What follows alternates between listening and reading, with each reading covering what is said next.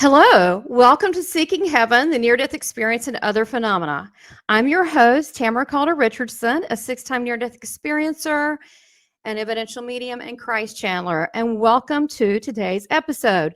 Look, if you're not a member, consider being a member. I have awesome member perks, and it also helps support this channel, as well as if you haven't subscribed, please subscribe, like, and make comments. I do try to get back with everybody. So thank you for being here, and click the little bell too to make sure you get all the episodes and tell your friends. So today we have a special guest that many of my members and love leaders have been asking about to have on the show, and we have an expert on the show today about how to crossing over spirits. And this is really fascinating because my guest, which I'm going to bring them on in a moment, Father Nathan Castle, he is a priest. I'm going to tell you a little bit about his background. As far as he is a graduate from Trinity University in San Antonio and entered the Dominican order in 1979. And Father Castle, he's received his Master's of Arts and Master's of Divinity degrees, and that would be adult scripture. And he can tell you more about all of this because I don't want to mess up his bio too much. But he's chaired the executive board of Catholic Campus Ministry Association. And it was interesting because we were talking beforehand, and he has a Presbyterian training background and also with far as being a priest. So it's very fascinating. And he's going to tell us how he got involved with far as helping spirits cross over. So Father Castle, thank you so much for being here. Great to be with you. Thanks for having me. Absolutely. Well, tell us a little bit, because I felt like I didn't give you fully justice on your bio. If there's anything you want to tell anyone that I left out, and then I want to jump right in, like how you got started, as far as crossing over spirits. And I know that we did talk a little bit beforehand, and I know you were a little bit of an unusual kid. So you could even start with that, which I thought was delightful. Yeah, part of my bio would go all the way back practically to the womb, but so much time. I grew up in Southeast Texas in a Roman Catholic household that was very active in practicing, and not just the kind of the law and order part of being a church family, but both of my aunts were Dominican nuns, sisters who taught first grade. So I had the influence of that. My grandmother, my dad's mom, lived next door, and she was a mystic, but a Catholic mystic. My mom was a great catechist. I learned all the ways of prayer, I think, when I was really little, and I was already praying for the souls in purgatory when I was a child, helping people cross when I was tiny. I mean, it turned into something else later, but it goes all the way back there. I went to Trinity in San Antonio, which is Presbyterian run, and that's kind of my second church language is Presbyterianism. That is so unusual. You're the first that I've heard both, and I'm delighted because I grew up Presbyterian, and my very best friend is Catholic. So this is wonderful. Well, I have a story to tell about a Presbyterian guy that I helped cross if we get to that later in the show. But wow! The seminary that I went to in Berkeley, California, is ecumenical. There were 3 Catholic schools out of 9 there, and one of those was Presbyterian also. So I kind of am bilingual religiously. I wish I were bilingual and could speak Spanish. I've studied it many times and never learned it. Anyway. Never too late. maybe one of these days. I'd like to just wake up and speak Spanish. Oh wow, that could be nice. You put prayer. On the pillow and you wake up, and the next day you can speak a foreign language. Yeah, that would be awesome. It would. So now I want to ask you a question. You said your grandmother was a mystic Catholic. Explain to people what you think that is. Well, she just had a sense, as many people do, that there's more than meets the eye to the world that we live in. Catholic creeds, the Apostles and the Nicene Creed, both include a phrase something like, "We believe in all that is seen and unseen." My grandmother walked around the house. She belonged to a church named St. Anthony's, and she developed a relationship with St. Anthony because he was in charge of that local church. And then in her mid-60s, where I am now, she bought the house we moved out of. My parents built on the lot adjacent to it, built their dream home. And my dad's parents moved in, and she started she got St. Joseph to help her rewire it and build, replumb it and build she wanted to garden and she didn't want to track mud in the house. So she built a shower and bathroom in the garage. I mean, she just did all this with the help of St. Joseph and some books she bought. It would have been an internet at the time, but Time Life books, she would just buy how to do, do it yourself stuff Yeah. and ask St. Joseph to help her do it. That's fascinating. I like when we were talking the other day before the show, and you were mentioning something about how you prayed, and I thought it was really interesting how you pray. It's so practical. And you said that you learned, what was it, your mom or your grandmother that told you about praying for the people that were in spirit? Yeah, well, my mom primarily, before when I was really small and when I was still learning to read and so on, the routine in our house was get your pajamas on and brush your teeth, and then I'll be in a minute to help you with your prayers. And Oh, so she would pray with us, and it was a kind of a call and response, repeat after me formula that she used. And we just, we made the sign of the cross that Catholics do, where we make and she knew that I loved pirates. I had a storybook that had records that lived inside of it, so you could play the record and read the book or look at pictures. And she knew that I loved pirates, and she asked me what letter I was making when I crossed myself, and I said, well, it's an X. And she said, and X marks the spot where the treasure's buried. So she taught me how to I'm wearing a big cross, my Dominican cross. She taught me to make the sign of the cross on my body and then knock on the door of my heart and say, I want to talk to you, please. And I love that. that God lived inside of me. And so I didn't need to go out into outer space or send messages far away. I could just talk to God who lived inside me. And then she would do this thing. She talked about blessings and how we could bless people. It was like sending them a present, even if they weren't here. Like we could bless people that weren't in the room, that were in other parts of the house. We could bless our cousins in Louisiana. And we could also bless people that we don't know, like the president, or we could bless people that have already died. And God will make sure that your blessing gets delivered to the right spot. So I just thought that was cool. That is really cool. I mean, this is already, they're getting you to think outside of the box. So, and then you also have very much so intuitive abilities, which I love your sense of humor with things because, uh, much of the spiritual work that you do, I mean, it can be serious, but I love that you have a sense of humor. And I think we all should with life. We get way too serious with ourselves. So, you being an intuitive, were you always kind of knew things as a child? Because this is very helpful in what you do now. Not as much as a lot of people I meet. Once people like you and I have some sort of media presence and stuff, people that we don't know, hear of us and ask us stuff. I'm around a lot of people who saw spirits or heard things when they were a child. And that really wasn't so much true for me. I just assumed that there were people around. My guardian angel was there and so on. I've had my first experience like that at the time of the assassination of President Kennedy when I was in the second grade. That I prayed for him like I prayed for the other people that had died. Sure. And when I did that, I could see him and he could see me and I could feel his heart.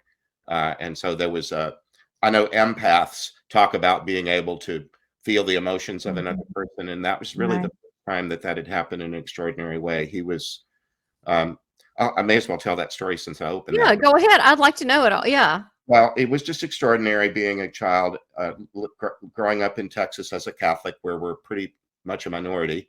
And on the wall of our Catholic school was a picture of the Pope, Jesus, and President Kennedy, all in a row. And that's the way it worked. And, they were all, they appear to be about equally important. And then in second grade, we came in from recess and were told that the president had been shot. The principal came running in, shouting. All the adults were like crazy. And this was way abnormal for, a second grader to take in. But we were told to pray for the president. And so we did, and they stopped having school. And by the time I got home, he was dead. Of course, he was probably, dead right away. But Anyway, all that, it was Friday afternoon, and then all weekend long, there was nothing on TV except people crying. And as a Right. child, it was just bewildering. And Mhm. you watched um, his accused assassin being shot in your living room. That they televised that. You're right, they showed stuff back then, like Vietnam, I It mean, was like, it, well, horrible it was things. live. It was live, and Oh it god. was uncensored. So it was just crazy. But then there Mhm. was that massive funeral with all that some symbolism in it. The horse without a rider and the boots backward in the stirrups and the little salute and I just was fascinated with an eternal flame. How in the world do you make a flame that never go out? I live Um, near chemical refineries that have those. They have at least one big tower where there's a flame going that burns off stuff. yeah, And I thought, well, maybe it's kind of like that. I don't know. But I prayed for him the night that we were getting set to go back to school. His kids were about my age. They were a little bit younger. And when I prayed for him, I could see him and I could feel him. And I knew and he he could wanted feel you. privacy. Yeah, he could feel Yeah, and see you. we nodded at each other. And I knew that he wanted to be left alone. He had died with people taking his picture Okay. and he just wanted some privacy. But I could tell that he wasn't mad at being murdered. He was disappointed that he let people down. He Oh, was sad that's that sad. somehow he had let people down. Mm. So I just prayed for him, and I never really stopped. He's still part of my posse. He's he's a buddy, a teammate of mine, So and do you keep a list of names of people and you just continue to pray? Once you pray for them, you continue to pray? not always. I mean, some of them are kind of newsworthy. I didn't know why I was praying for my aunt and uncle, but they were going through a divorce, and I wouldn't have even known what that was at the time. Oh, yeah, no. Not as Um, a it child. wasn't very common in the early '60s, especially among Catholics, No. uh, and then the word was never used. But I was praying for them. No, but you know how as you move through time, you have different prayer concerns and different people Yeah, that I you got run. it. They show up on your radar. Well, I Yeah, wanted to show everybody, first of all, I wanted to show them your books. You've got 2 books here, and we're gonna talk about how okay, so we've got Afterlife Interrupted, Helping Stuck Souls Cross Over, and then part 2, which and I love how you crossed out stuck because you said you learned a lot from the first book, and now everyone watching you can get these books on Amazon, and you can also get the audio, which I also got as well.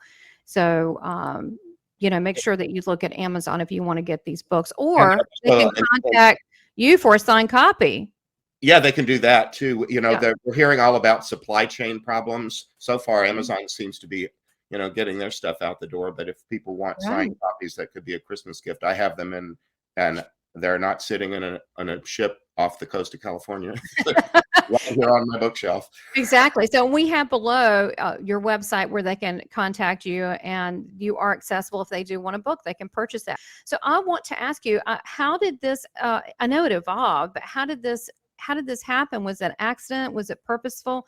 How did you start helping these souls, and did they start coming to you in your dreams? How did this all happen? Because this is new to some people listening, and I just want them to, see how this works and Sure. learn more about you and your Well, work. as a little Catholic child, I was taught about purgatory, a sort of in between space. Anybody that got to Mhm. purgatory was safe, but they were not really ready for heaven yet, and that they needed purge means to cleanse. They Yeah. needed to go through some sort of process.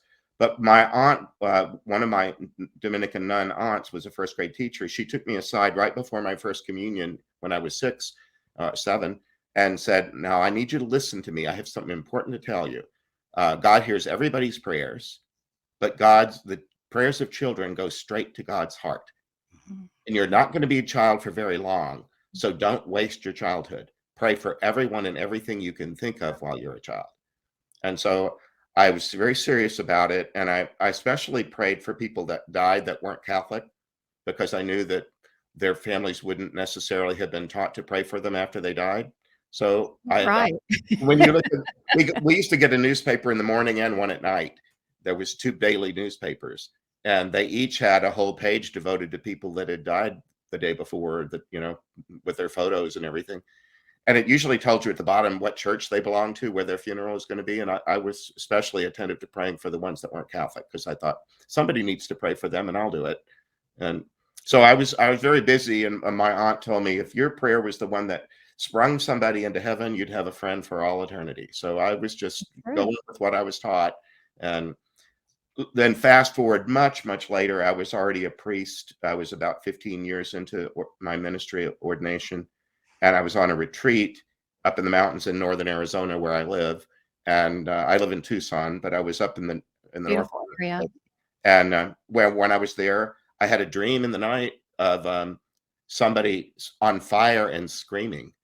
And I woke up from it and thought, that was not my content. Somebody's in trouble and they tried to reach me. And so I wrote it down. And in the morning, I was with a friend on that retreat who I knew had gifts that were uncommon, spiritual gifts. Hmm. So and we had been prayer partners. So I just prayed with her and said, would you help me discern? It seems like somebody needs help. How can we help? And she said, well, whoever this is wants to talk to you. Would it be okay if I allow that? And she had the capacity to Hmm. permit that.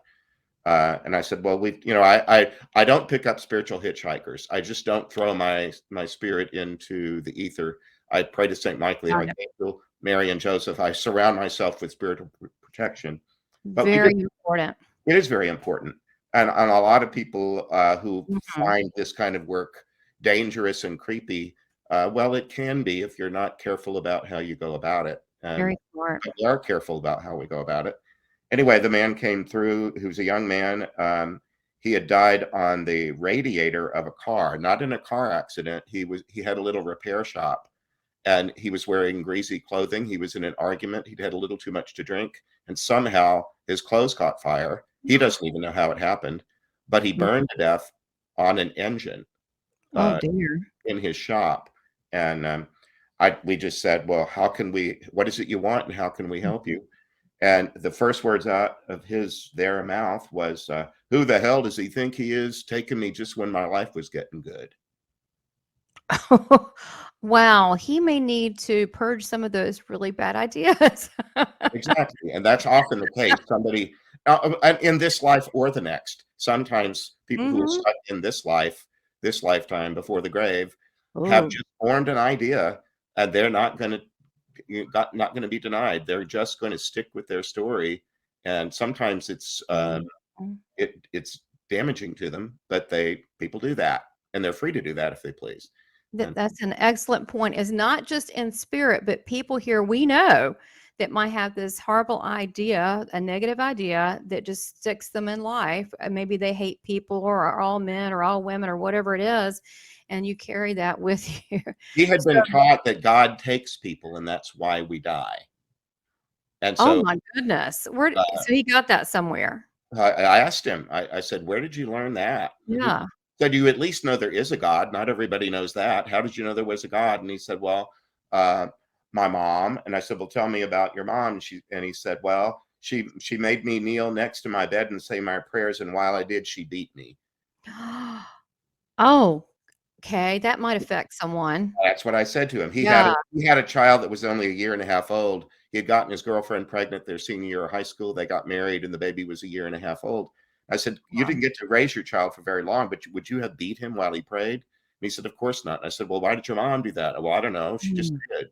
I said, well, think about it. Can you, if you were talking to somebody besides yourself who had that story, couldn't you imagine them having learned a wrong thing or two about God? Well, I don't know. I don't know. It was embedded, but I just Yeah. challenged and pushed against it. But I love how, and this is what to me makes sense. Being, I had no filter 3 on. I could see spirit people and talk to them, and they're basically us. But you're just talking to them, saying, "Hey, what's going on there?" Blah blah blah, and you would do the same as someone was living right in front of you with a body, wouldn't you? Sure, and I'm a pastoral counselor, so lots of times you get a phone call, somebody just wants to come in and talk. I've been a pastor most of my life. You don't know what they're going to talk about and what they need and what their issue is till they present. So one of the things you do early on is say, "How can I help you? What's the thing that you want to try to accomplish that's our reason for being together?" He said, he'd been watching his wife since 1960 when he died. And how many years had passed at this point? About 40. Dear gosh. For about 40 years, and now she's in her 60s.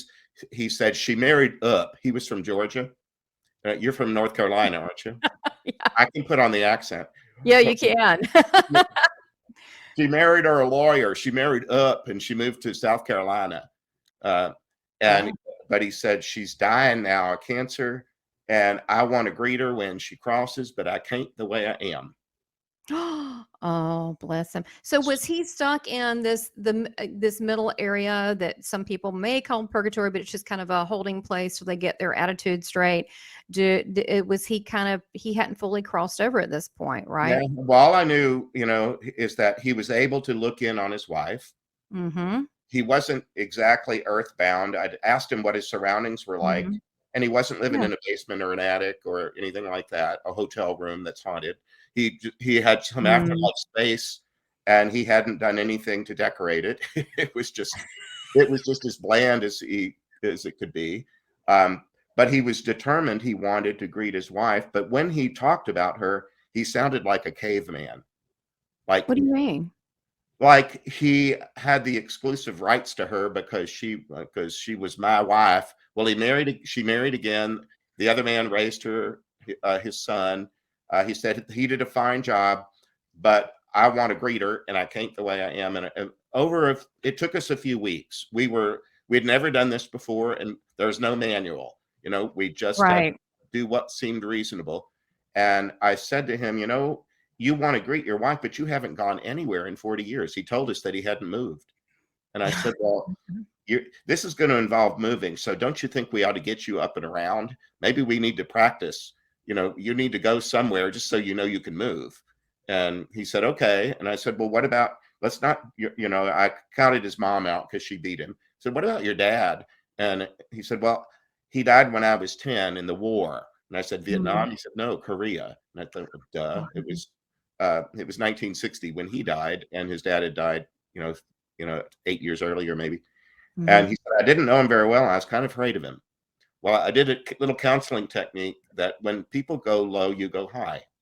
If they're, you just say, well, tell me about a great time that you and your dad had together. Was there ever a time that you remember that was really good? Yeah. And he said, yeah, one time we went and looked at cars. And so I just said, well, we've got to go. I'm trying to talk fast on a podcast, but, it was slower in the conversation. Sure, of course. But we needed to go. We were both busy people, and we had other appointments and things. The whole world doesn't grind to a halt because you're dealing with some spiritual thing. So I said, we need to go soon, but what if we called on your dad to come and be with you? And what if we invited him to come just close enough that you could look at him and decide whether you're safe or being tricked? And he said, well, would that work? And I said, well, we can't summon, we can only invite. I'm not the boss of the universe. I can't tell what to do. Right. You just asked him. I can't ask. So I just said, God, would you please send, his name was Ray. I said, would you please send Ray's dad if he's available and would like to be with us and with his son? And right away he said, looky there. And I said, well, I can't see what you're looking at. Tell me. Well, it's my dad. And I said, well, does he look scary? No, he just looks like my dad. And I said, well, kind of think of Hansel and Gretel. If you're going to go somewhere with them, make sure you know the way home. Leave some breadcrumbs or watch, for landmarks or something. Make sure you can get back here because you're safe here. But it'd be best if you could move around with him. So try that. We left it like that, met up with him maybe a week later and said, how'd it go? And he said, great. I said, well, what'd you guys do? He said, well, we went and looked at cars. Oh. And I said, well, did you go back in time, like to before he died, or when? Right. No, we went and looked at the new ones. That is cute. Some unsuspecting car lot owner had a couple of spectral visitors. Exactly. Using it as an excuse just to have guy time together. And they did, and that got him moving a little bit. And then that's when I told him, I think I know what the problem is, but you're not going to like it. I reminded him that cancer has its own schedule, and you don't have much to show for the last 40 years of your afterlife. And you're asking me now to hurry you through a process after you've been sitting around a long time. So I'm going to hurry you, but you don't have to do what I say. The minute you don't want to follow my instructions, you're free to do what you want. Right. I said, I think I know what the problem is. And he said, what? And I said, I think you're a caveman. Whenever you talk about your wife, it sounds like if you had your way, you'd grab her by the hair and drag her into your cave. Oh my gosh. Did he think that was funny? Well, he objected, and I just said, no, I'm serious. Remember, she's in her 60s now. She's married twice. You're the only dead husband, so you're real important, and you're the only person with whom she had a child. There's no question that you're important in her life, but so are other people. And when she passes, don't expect that you're going to get a private audience. I think it's probably going to be a small group. Yeah. And could you just be a gentleman, calm down, take your place, but not assume that you have the whole of her to yourself? Right. Could you do that? And he said, I said, well, I don't know. I'm just trying to help you. But I think if you just calm down and have a little humility and be a gentleman, I think you'll be good to go. So I can wrap the story up in the next breath. We met with him the next week, and I said, hey, Ray, how'd it go? And he said, big news, my wife passed.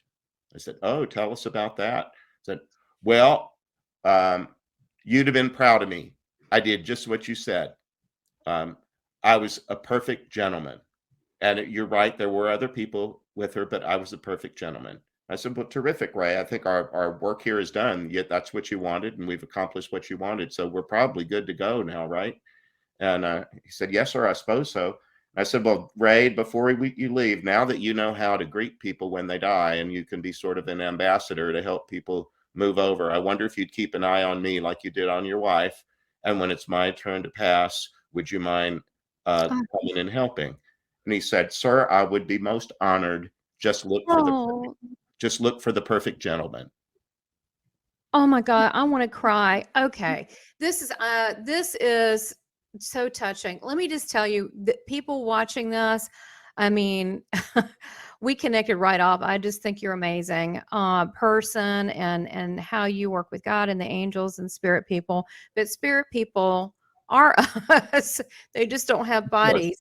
Yeah. And people don't understand that they have feelings, they care, and they also appreciate things. And I've had them before thank me for putting family together, or a lot of what my husband's like, even with what I do, he goes, oh my God, you just minister to them. Because when it comes up at reading, they're like, I didn't like them.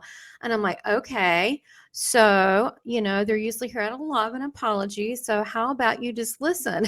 And so I'm doing this family intervention, and people don't realize that they have an opinion about us here and what you're doing. It is sacred work, and they appreciate it. And mine's a little different, but I try to make these broken connections and this love to blend. And I give them a chance to apologize and atone, because we're not perfect either, right? So it's not, to me, I don't see it as, oh, us and them. I see we are them. We're just... we're all connected. That's why it's called a universe. There's one, and we're all a part of the one big thing. It's one big thing. And you're right. One day we're going to pass. I want to make as many friends as I can over there. And they're like, thanks. Remember that time? And I'm like, yeah, nice to probably have already. Yeah, you're building up quite an audience over there. That's going to be, you're going to have quite a party. You're going to have a lot of people show up. It's crowded even in my room late at night when I say my prayers. The room gets crowded in a hurry. I bet it is. It's funny because it's and I do want people listening to know it's different than having, because they're going to ask, what's the difference between a spirit and a ghost, and why would some be stuck? And I'll just tell you, my end, when you said it's crowded, I do feel people around me a lot, actually most of the time, but they're mainly just looking. I don't know how else to say it. They're not bad. They're not negative. A lot of times they're my family. They'll pop in, but it's different than someone that I don't know. Many times before a session, I'll have their relatives show up and say, hey, and introduce themselves. It's the craziest thing. Yeah. So tell people about that, because I know that might sound scary to some people. And I would love to have your perspective on that. Why it's not scary to me, but I'd like for them to hear it from you when you feel people around, and also the difference between a ghost and a spirit. Well, remember, I'm a Catholic priest. I'm a follower of Jesus, and I love that. And I believe that one of he described himself, I'm the way, the truth, and the life. And the people I only deal with those who come to me. That's my rule. And they come to me in sleep. Somebody came night before last. I haven't gotten to deal with that one yet. But I only deal with the ones that come to me, and they're all traumatized in their dying. They don't die peaceful deaths. Once in a great while, I get somebody that had a severe trauma in their life that made them feel like they died before they died. People that sort of shut down because of something awful. Oh my gosh, it's sad. It happens. Recently, a guy showed up who had he had hit a home run to win the game back in the 30s, and just about the time that it was that he was circling the bases and getting home, there was a commotion in the stands, and it turns out the ball that he hit a child, a baby, and killed it. What a freak accident. But he blamed himself for killing the child, and he lived with that as his perception for the rest of his life and into the beginning of his afterlife. And he wouldn't hear the truth. People told him the truth over and over, but he wouldn't let it in. And eventually he was worn down and gave up and admitted that it's true. I didn't kill a child. What I did is be involved in a terrible accident. And that was all he needed to do, was tell the truth. So he punished himself here before he even crosses. Here and hereafter, because Okay. there's nothing magic about dying. Whatever your consciousness is at the time of your death, you bring it with you. You get to leave behind cancer and alcoholism, or things that are specifically bodily, that die when your body dies. But mental and consciousness things go with, and that's why forgiveness is so important. If you are determined to be unforgiving, well, that just lasts until you decide it doesn't, until you change your mind. So is the forgiveness, do you think that's all, I wouldn't say as important to the individuals, not just for other people? Because when we think of forgiveness, we think about forgiving other people like it's like we're going to grace them to forgive other people. But isn't forgiveness, a lot of it have to do with ourselves, so we can go on? It's just really important. And I don't mean to gloss over it, because some of the things that have been done to people make it no wonder it's hard to forgive. Sometimes people have just been brutalized in all kinds of ways. And so I don't mean to make light of it at all. It's just that I believe that God loves everybody all the time. From the cross, he proved it. He did not. And when he showed up, in the resurrection appearances, he didn't come to the people that had betrayed him and say, "Where the hell were you?" Or, no, he didn't do that.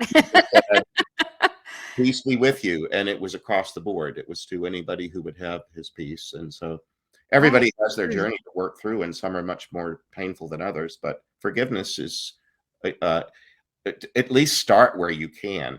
I dealt with somebody that had been brutalized in childhood, and she couldn't forgive her tempter or tormentor. I said, "Well, could you want to forgive him? Or could you want to forgive him? Or could you want to forgive him? Could you get started with one little step, and then repeat? Keep wanting that, even if it doesn't feel like it's very heartfelt. Keep trying to move in that direction, because it's for everybody's good."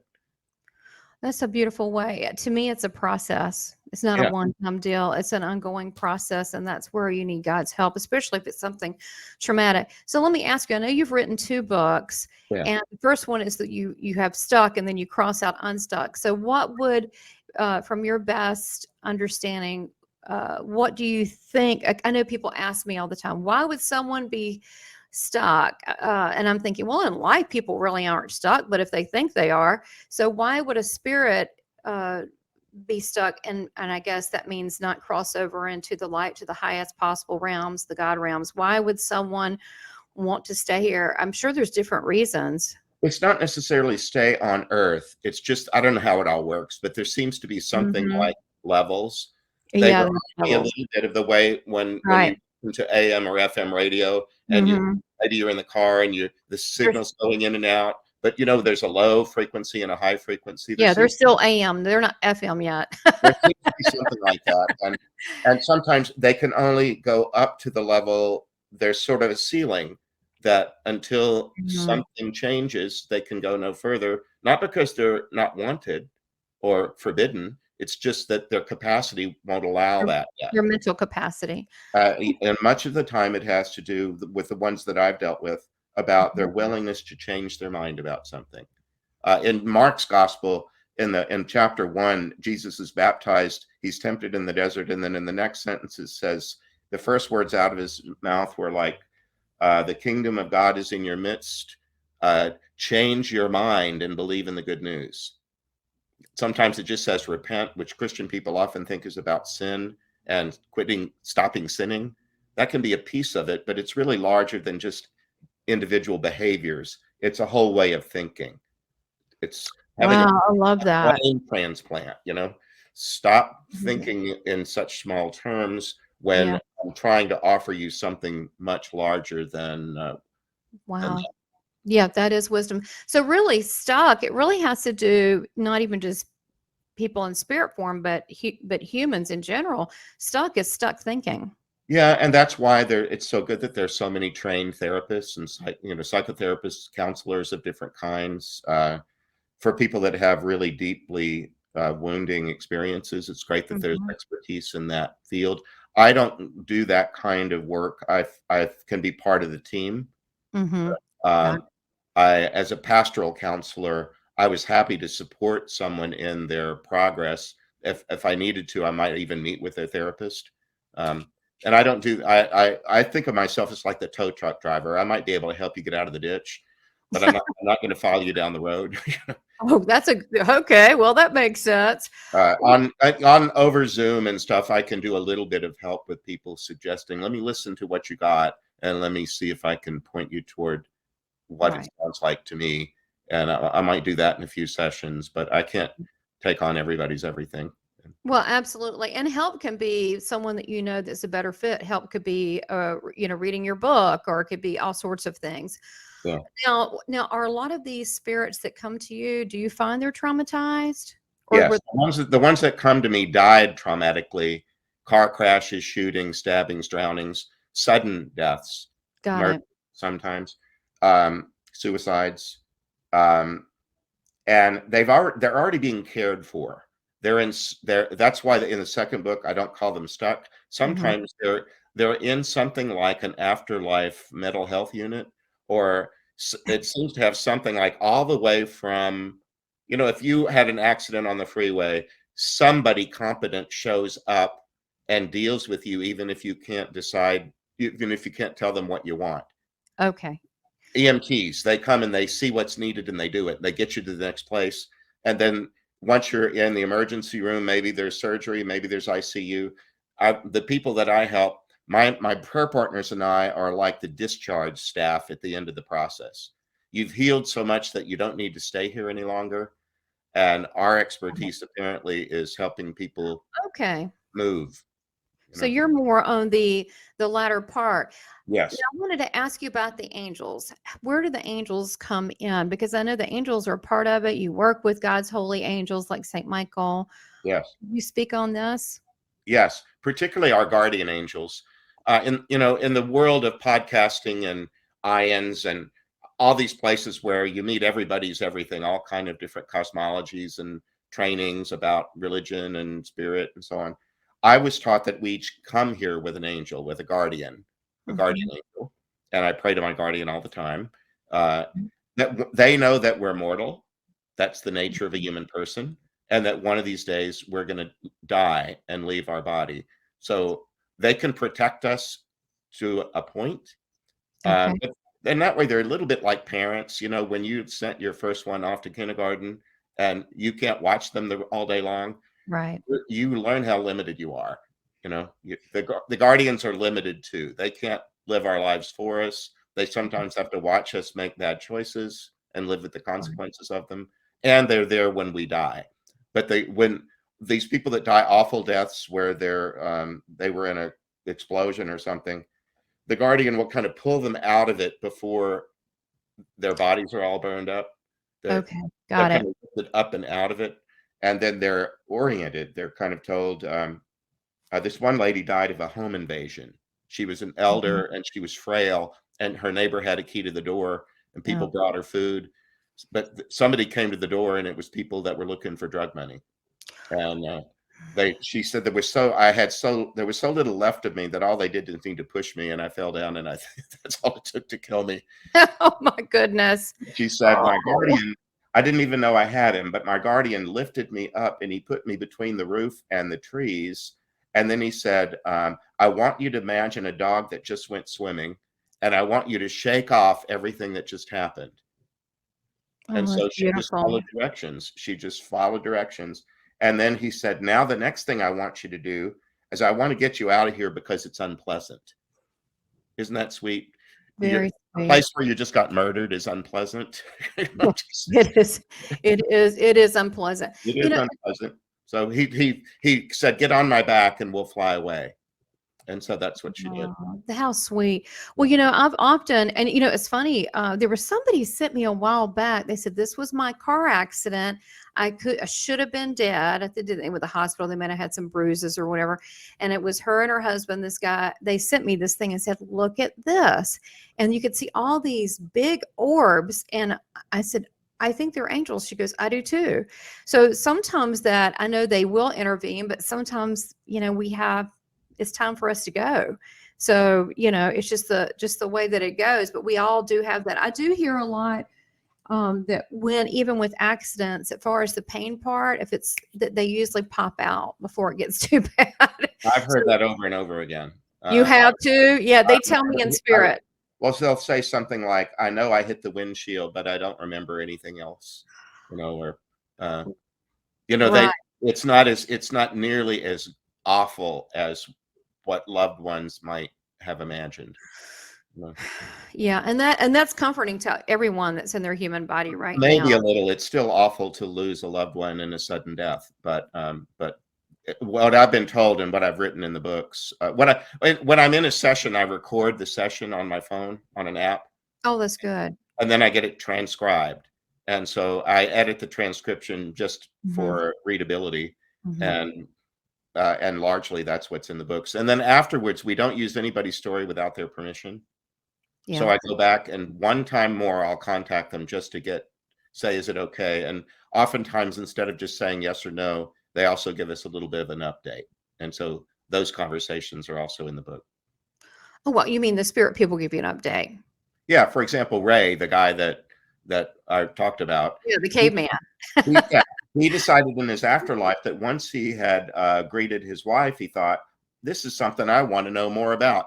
I was always going to school and they were teaching me stuff I didn't want to know. But now it's something I want to know. How does this work and how can I get better at it? And so he went to a school for being an afterlife crossing guard or guide. Oh, you mean helping people cross over? Yeah, after he had done it for his wife, he thought, well, I can be useful and I think I would enjoy this, but I need to know more about it. And so he was sent to a place where he could be instructed. That is interesting. Yeah, I know there's schools and there's things that go on. What were you telling me? It was us talking personally beforehand about what was it that someone was very upset that they just relax, that they had all these schools and things in the afterlife, and they were very upset. There was stuff to do in the afterlife because they just wanted to take it easy. Oh, well, sometimes it's the other way around. My dad Okay. died in 1997, and he came through to me once and said, son, they want me to relax. I haven't the first idea how to do that. Because he didn't. He worked his Really? So he was Yeah. always a busybody. So relax would be like go on a horseback ride, hang out in the field, go He went walk. off. My dad went out. He grew up. He was what, 8 years old when the Depression hit, and his Okay. dad was unemployed for 8 years. So they were hungry. And so Yeah. even as a little kid, he was having a hustle, and he never really did slow down. He worked until he died. And then he brought Wow. that habit with him into the afterlife, and they just told him to relax. And he decided that when he was 19 that he went out to sea as a merchant seaman because it was a job, but he thought, I'm really enjoying this. It's more than a job. And so he decided for a while to be 19. Yeah, I guess you can. You can pick any kind of age. So really a glorified body, which goes to the next question. Do you feel that people that cross over look differently than the ones that maybe might appear in your dreams, the spirits that haven't fully crossed over? It's analogous to getting dressed in the morning. You're on camera today, so I imagine when you stood in front of your closet this morning, you put on clothes that you thought you would like to be seen in on your podcast. I'm going to be watching a baseball game later, and I almost put my Houston Astros jersey on this morning, and I thought, no, I'm going to be on a camera. I need to wear my cross, and I need to wear what I Right. do. But later, I'm going to put on my baseball clothes. Sweetness. Yeah. And it's sort of like that. They can when they want you to know it's them, they'll look like their wedding picture or their military uniform, or they'll come to a, or Oh maybe my the way you remember them when they were. Most of the time, they don't want to come looking sickly. So if they died of an illness gosh. in a sick bed, they don't come back looking like that, but they choose something that would have been from a happier, healthier time in their life. But they're not stuck with only one form. They can shift Yeah. it. Right. It's funny you say that because I have so many times grandmothers that show up and they look like they're 23 and real sexy looking. I'm like, now come on now, they didn't know you like that with the People do that in things obituaries all the time. Don't you see obituaries in the paper? Some 90-year-old that their high school pictures is in their obituary. Yeah, exactly. They It's show up fine. and they giggle and I go, okay, now just for a minute, show me what you look like because that's how they knew you. And they're like, okay. But sometimes they'll show pictures and then the people, it's like, I don't know, it's like a scavenger hunt.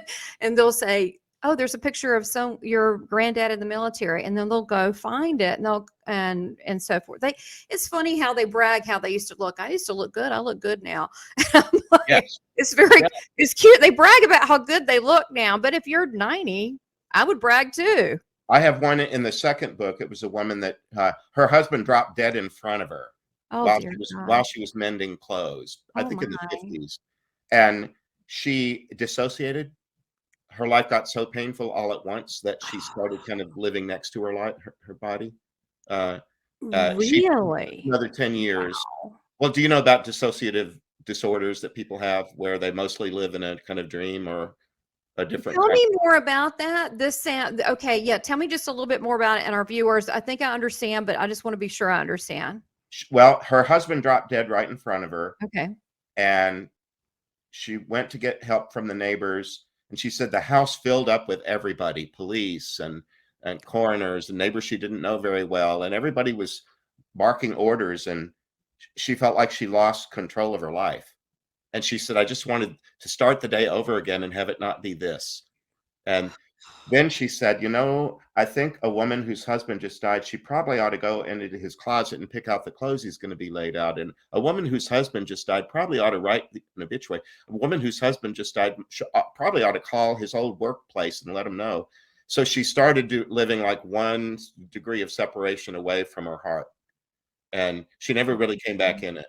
She acted Right. like, she said, I was an actress. I did whatever I thought people wanted me to do. But she never lived in her heart again, even after she passed. And then she had to be taught how to come back in it. That's that's amazing. But I would imagine so many people that lose someone so close to them do kind of operate like an actor for a while, but then they come back at some point. She just never stopped doing it. She grooved it as a habit, and she never went back to the way she was before. I got it. She never, because it was probably too painful. So you helped this woman. But the reason it came up is because her husband showed up for her, and he showed up Mhm. as the 16-year-old asking her out on their first date. Oh, precious. And she said, I know we don't have to go back and repeat everything we ever did, but he's holding flowers from his mother's yard, and they're not the store-bought kind, so they're not perfect. But he just winked at me because he used to like to wink at me. So Oh, so she was probably good after that, right? I mean, yeah, that was how she crossed. She went with her former husband, with her husband, Carl, or whatever his name was, I've forgotten. and so talk about that too, that I know our loved ones also help with people crossing, but if they're hard-headed, don't listen. It's not always their fault. But what I've learned too is, as a lot of people have family members they would just as soon not run into again. Yeah, I hear that, So, unfortunately. so now hear this, listen up. If a family member has harmed you, and there's not been peace between you yet, don't believe that you're going to be catapulted into the presence of someone who is unsafe. But loved ones who are safe company, yeah, they come around, and they just have to do proper things. Like when we don't crowd a hospital room because we know a person needs rest, but we might visit briefly. They'll do proper things like that. They'll show up and let you know that they're interested, but they're not going to necessarily glom on. Got it. Yeah, and that's really weird. That's a fear to a lot of people with readings. They're like, I don't want to talk to this person. I was like, oh wow, okay, there might need to be some healing done there. Yeah. Some people don't want it. So that's interesting. No, I it's would all imagine. about freedom and permission. No, I don't take responsibility for other people's lives, even if they try to make me responsible for them. That happens in counseling, where somebody, especially if they're paying you, I'm paying you to get better, and I'm not getting better. Well, I'm Then I'm pick not. somebody else. I'm just a helper guy trying to do what I know how to do. No, the ones that I work with, it's all about permission and freedom. Yeah, absolutely. Well, it's like that in life too. So, so going back, I don't know if we answered this. What do you think is the difference, if there is, between a ghost and a spirit? Do you? What's your thoughts on that? The distinction I make isn't so much ghost and spirit; it's between angelic being or human being. Am I dealing with with a person who died and who's around in some spirit way? Mm-hmm. Like some people have a ghost in their house, Yeah. or I have these spirits that come in my dream. That's one thing. But the other kind is a demon. Are we dealing with an Okay, darker. angel that God has created, that has being and personality and intelligence, but who is causing trouble and has forgotten their Mm, business I and hear you. somehow as causing trouble? Mm, So when people ask me mm. about they're around some spirit, first thing I ask is, do you feel safe or unsafe? Yeah, If, right. if you're around a demonic spirit, they can't really help but make you feel a little unsafe. And Right, right, that's my first question. And right. and then I ask them to describe the phenomenon of what's going on. Why? Mm-hmm. Tell me about what's it like. Do you hear voices? Do you see visions? Are there rappings, or door slamming, or Okay. what's the phenomenon? And sometimes it's not any of that. Sometimes it's gentle. Sometimes there's That's just right. somebody around, and they're not meaning to hurt anybody. They're just Mm-hmm. I agree. occupying space with you. So I listen first, I and agree. then if there's a problem, well, then we address a problem. But some people live with Mhm. spiritual beings around them where it's really not problematic. There's not a problem to be solved. It's just sort of, sometimes there's a roommate kind of situation going on. Which Yeah. you Well, you if might, they live here 60 years and here you show up, they might not want to leave. well, and I live on a university campus, and the next door neighbors is a fraternity house. So sometimes it's loud, and we have to negotiate with them about letting us know ahead of time about loud parties, so that we can choose to not be home or something like that. You can work it out with Right. sometimes, if there are benevolent spirits, but there's some discernment that needs to be brought, if when you're living in the presence of something like that. Is it, or do you feel safe or unsafe? I agree. I agree. And it's not always people jump to conclusions. It could just be, many times it's just maybe a relative that passed that just wants to let you know they love you. And it could be something gentle, or it could be something else. So, there are layers of things, but I do think people jump to conclusions, I guess, because whatever they show on TV. So I kind of feel Particularly this time of the year, because we're coming up on Halloween, and there's just yeah, so much stimuli out there that's frightening, yeah. weird, and all. Yeah, and it's not always accurate, because the way I look at it, spirit people are basically us without bodies that, and Precisely. we're gonna be that again soon. So I always try to be nice to them. But yeah, I agree, and I agree if someone is having difficulty or a problem, and if it sounds pretty awful, and if it's not pleasant, it's usually not a spirit. Well, back to It's not. scripture, St. Paul taught us to return a blessing for a curse.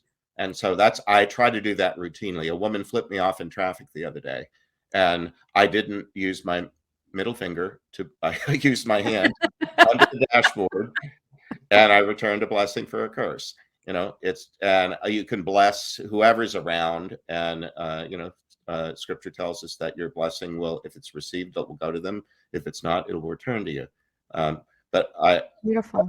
I try to just treat everyone as I would like to be treated, regardless of who or Yes. what they are. Yeah. And it's also important to make sure people are safe and that I'm safe.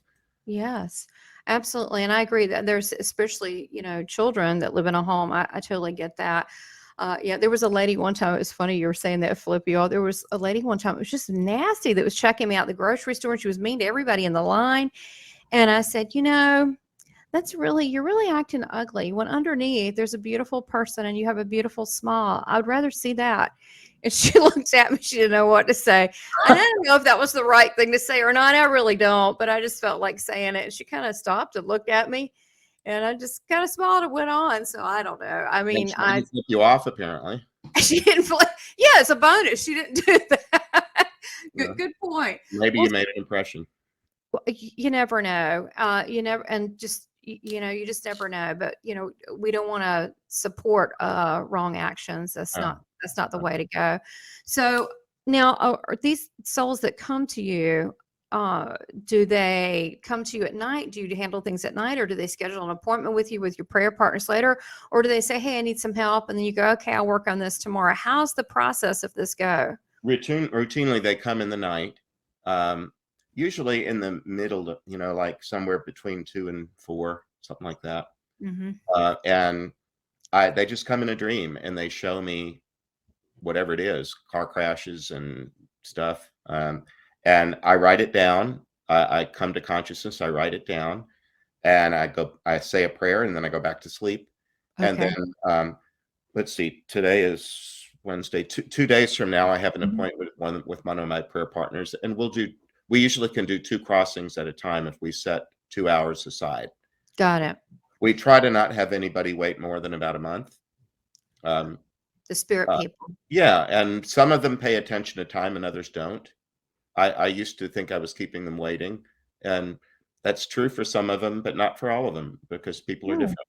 And some of them are conscious of how long it's been since the dream, and others not. And there's something like a line, they call it that.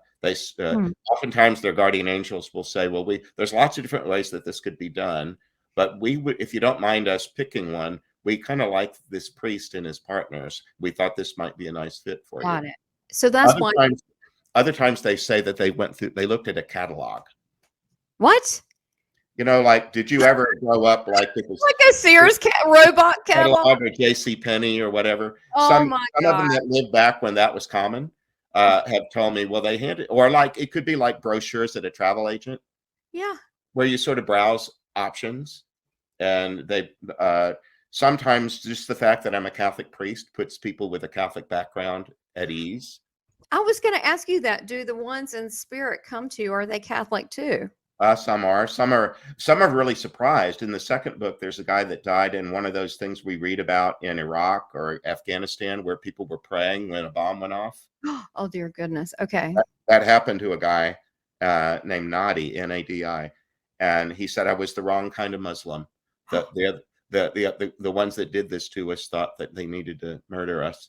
And he came to me and he said, I would never have thought I would be talking to a Christian, an American, and a priest. And I said, well, That's funny. whatever, here you are. Here I am. So help you, I will. I'll do my best. Yeah.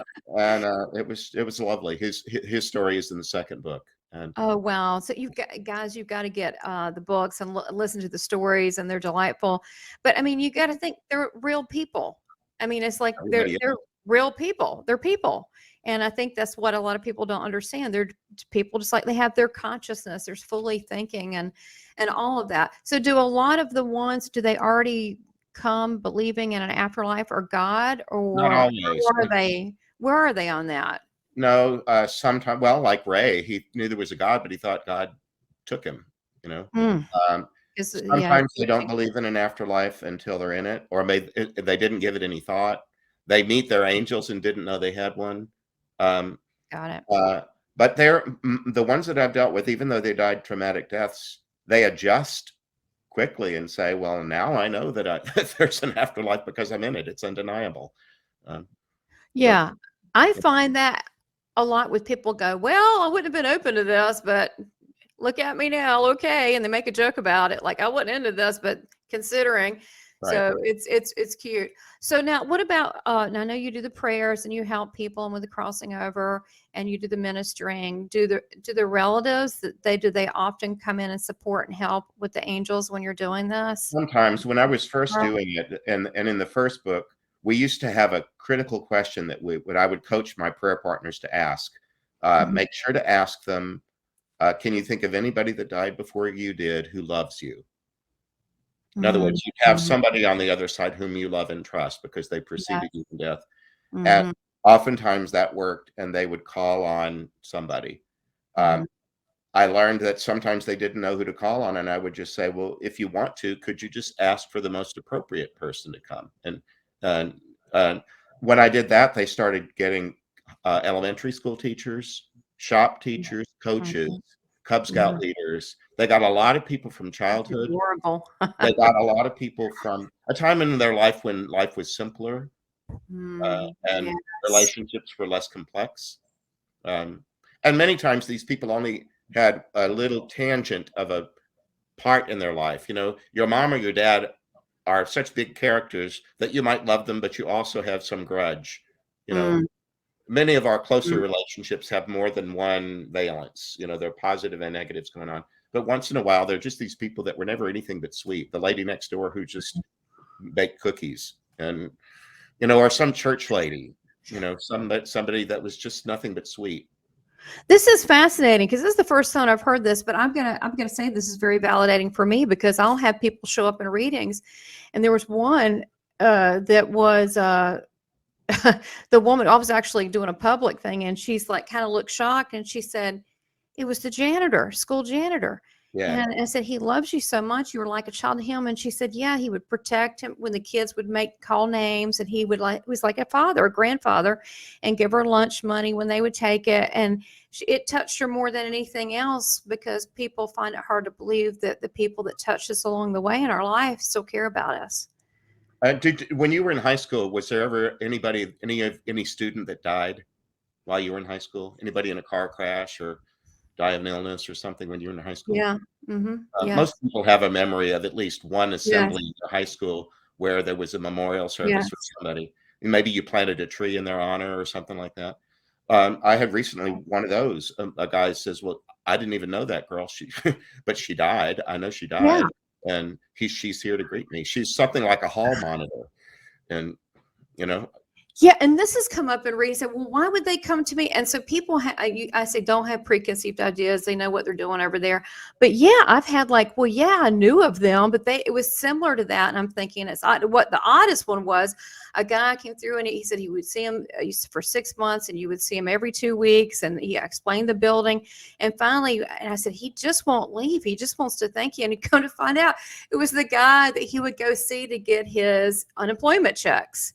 But the guy wanted to thank him because he was a recluse and alone, and he had no family, and all he had was a cat, and he just loved their conversations. That was very obscure. So it makes you think the people that we touch in life, even the lady that flipped you off, yeah, might come back later and go, thank you for being so nice to me. I was being so ugly at that time. yeah, Right? Could be yeah, that random. yeah. I So remember one guy who actually he was a celebrity, but he remembered he thought very little of himself. He had a very low opinion of himself in the afterlife. And I said, "Well, I don't. I think you're exaggerating. Uh, however, that's your truth. But I'm sure that there were moments in your life where you were altruistic and loving and good, and somebody saw the goodness in you. And can you think of any time that some adult in your life thought you were important?" And he said, "Yeah, yeah. I was in the fourth grade, and this nun, there was a little girl that was new in our school, Nobody knew her. Nobody was playing with her, and she was sitting on the swing. And the nun came over and said to me, "You're such a kind soul. She's all alone, and you know what it feels like to be lonely. Would you go over there and push her on the swing and make her feel like she belongs here?" Oh. And he said, she looked at me and she saw something good in me. Oh my gosh, it just makes you look at this is like, I mean, this is a life review. I mean, this is little aspects of your life that you don't even think about, but yet they're so critical. Yeah, So this is someone who had, you said a celebrity, had fame, had attention, but deep within felt like they didn't have much self-worth. a hole in his heart. Yeah, yeah. That's so sad. Now you mentioned the celebrities sometimes show up and help. I know you just talked about, janitors or school teachers or coaches, but how does that work?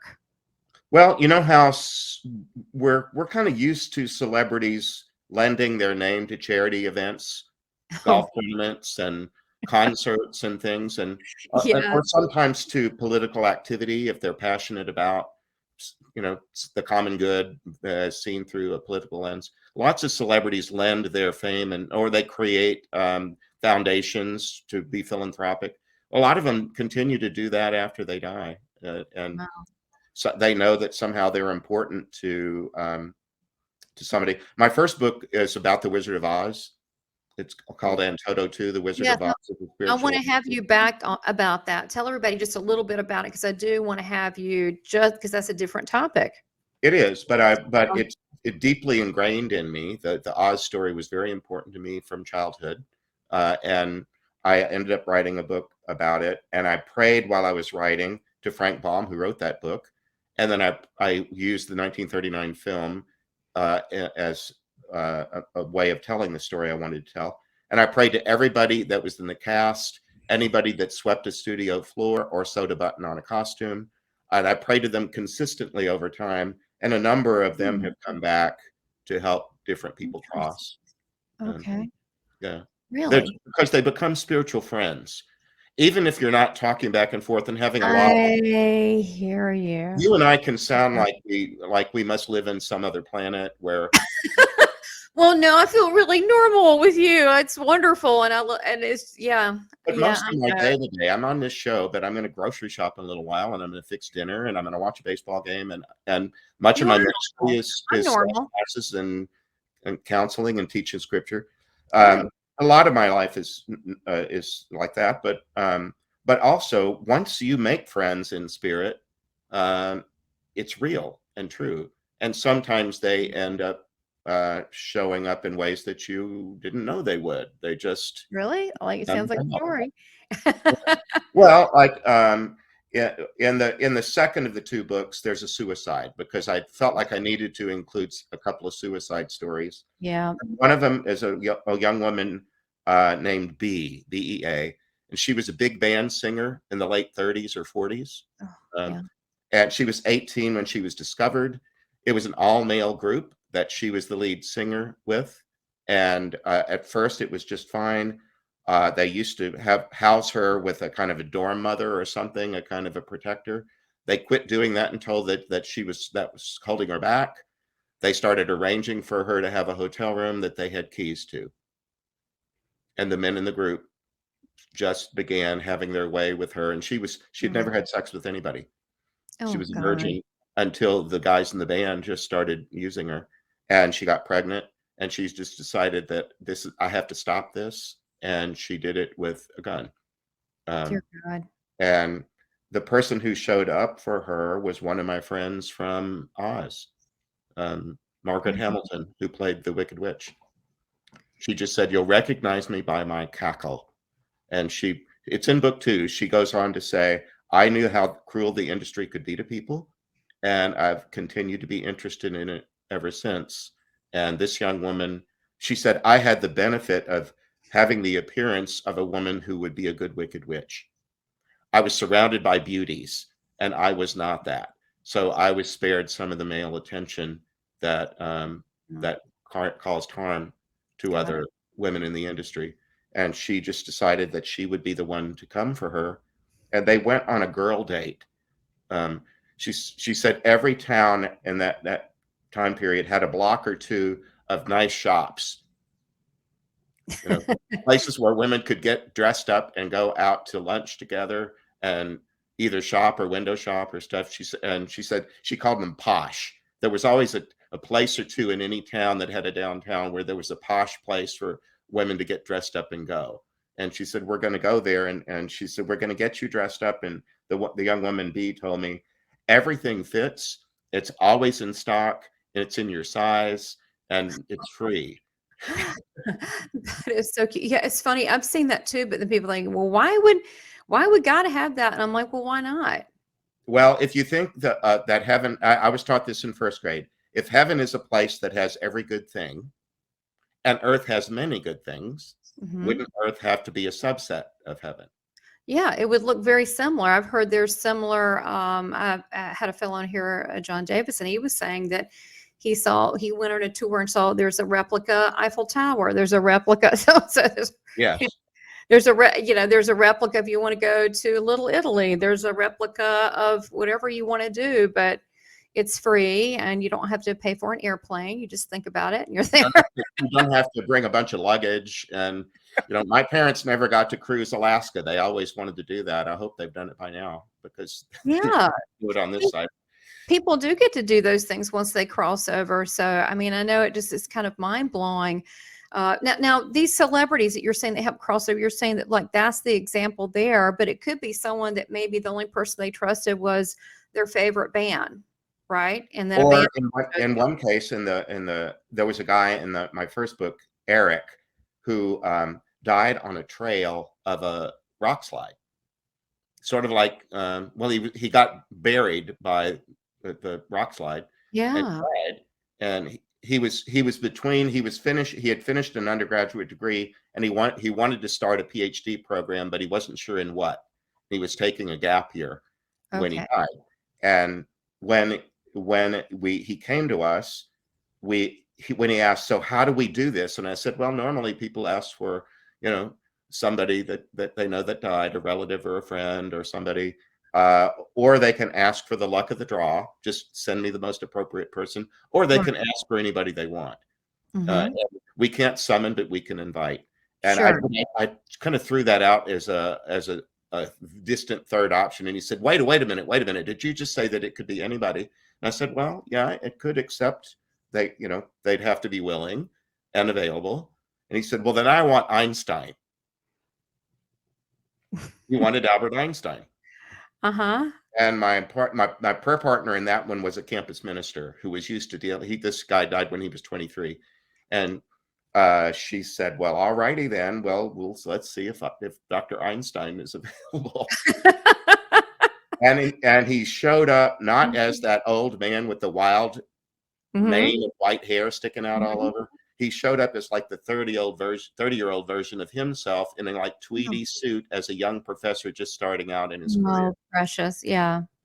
He wanted to convey to this young guy who was an only child that he could be kind of an older brother. In fact, he said that he came to me as an older brother, like a really, really smart older brother, and just said, sure, I'd be happy to come with me. And, off they went. Wow. That's, and one thing that I've been, even though I've seen and talked to spirit, not by choice, I just couldn't help it at 3 years old and up. I mean, I might've done it before, I didn't know, but I've been later on, took mediumship courses with a lot of well-known people. And I've been told, oh, you can't talk to people, so-and-so like Elvis, unless you know him. But I got to tell you, that's not true. There either some kind of connection with the person, or if there is, we're all connected. If you like that, if you ask, you may. I mean, I think it has to do with your intention, and I wouldn't say that's true. I think this makes sense to me if they're trying to help the soul. I like to read biography and autobiography, and when I do, I pray first, and I call upon the person who I'm reading about and say, I'm choosing to spend time getting to know you through this book. It's beautiful. And I won't believe everything I read, because I know that, stories don't always come out exactly the way that a person might have wished they did. But I just want to know you, and I'd like you to know me. And if you'd like to kind of look over my shoulder while I'm reading about you, you're invited here. So that's something I've done for years and years. That's I just think you're one of the coolest people that I know. This is great. I Well, mean, this is normal to me, but I think that's really beautiful. I noticed that when I read on a person, I used to be obsessed watching documentaries, which I guess I still do, but I would start feeling the presence when I saw what was that, the Eddie Murphy film that came out? Not the Eddie Murphy, the Eddie Mercury film that came out. oh, Queen, I don't remember the name of it. Queen. Yeah, that Queen. Yeah. He came through because I was going, I was really intrigued with him, and I kind of just merged watching that, and I was like, wow, you were a renegade, and you really beat the odds, and you did it anyway. And he came through and channeled a message, and it was sassy. It was wisdom, but it was sassy, like his personality. And I was shocked. But because I had such a respect and love for him and what he did, despite the odds to be himself, that I think he heard that. Mm-hmm. Because I felt a great love for him. Love is the bond between love and when you have that infinity for people, it does. I think it's beyond time. Well, look, tell everybody how to get, because we're going to have you back. There is so much. We're just hitting the tip of the iceberg.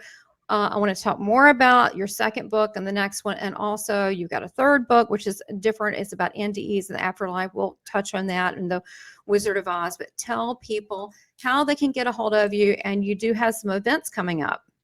I do. The books are easiest to get through Amazon.